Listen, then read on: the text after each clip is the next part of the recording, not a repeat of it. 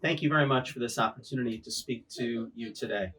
First and foremost, we offer our prayers for healing, that all that are sick during this period of time, and pray that they experience a full and speedy recovery. We also recognize and want to say thank you to all the heroes in our midst, the doctors, the nurses, the first responders, all those who day in and day out try to enable us to be able to move through this period of time. I want to share with you something this morning that resonates deeply with me, and I hope it resonates with you. For each and every one of us in challenging times, we have a choice. The choice is, do we lament our fate, or do we try to create a new destiny? Do we define this moment by what happens to us, or by how we see the world around us? I always think about Viktor Frankl, who was a psychiatrist who studied people who emerged from the Holocaust, and he made the following statement. He said, between stimulus and response, there is a space. In that space is our power to choose our response. In our response lies our growth and our freedom. And I hope in the words that I'm going to share, we'll be more inspired to use that freedom to create a sense of hope and optimism, not only for us, but for the communities around us. And the secret is rooted in an idea called the secret of the light from the very beginning of time. It says when God created the world, he created the world with a great light. It was not the light of the sun, but it was a very powerful light. And then the light was so powerful that the vessels could not contain it in the world, and that light was broken, hidden in all corners of the universe throughout time. And then God responds, and God creates humanity as a response to the hidden light. And it's every human being's responsibility throughout time, in every place, in every encounter, to try to reveal a little bit of that light. I share that with you because I think this is one of those moments when it's each and every one of ours responsibility to reveal a little bit of that light.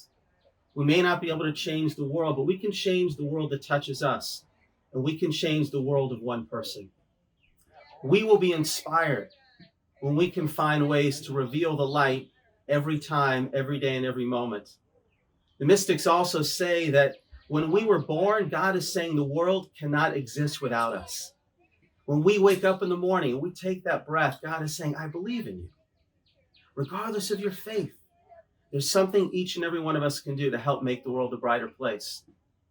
Certainly during this period of time, I would say the act of kindness, of intentional connection between people is rising.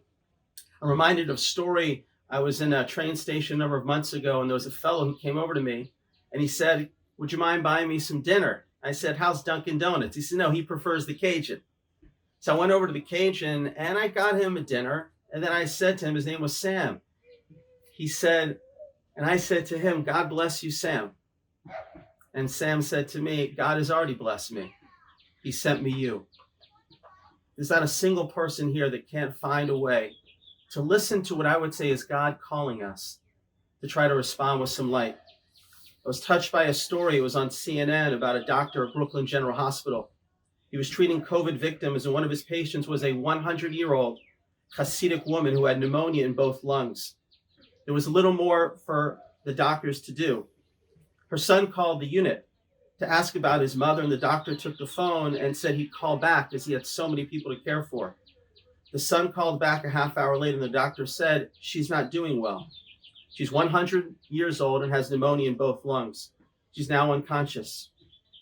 The son asked for a favor. The doctor was afraid he was going to ask to be allowed to say goodbye, but he didn't. He said, I understand. I want to say a prayer with her in her ear.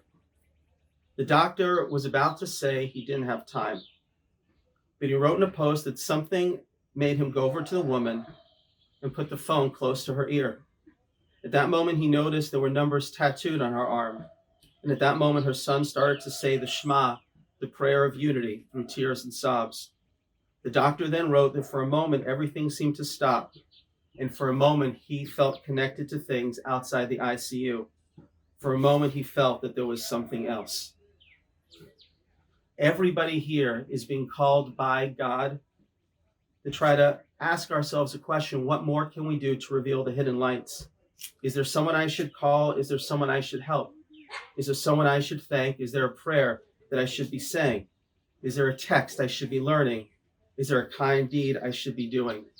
I believe in my heart of hearts that if every one of us asks every day, what can I do to try to reveal some of that light, our hidden sparks will be turned to a burning flame of healing, a burning flame of peace, of love, sweetness, and joy, God willing, not only now, but God willing forever. God bless you all.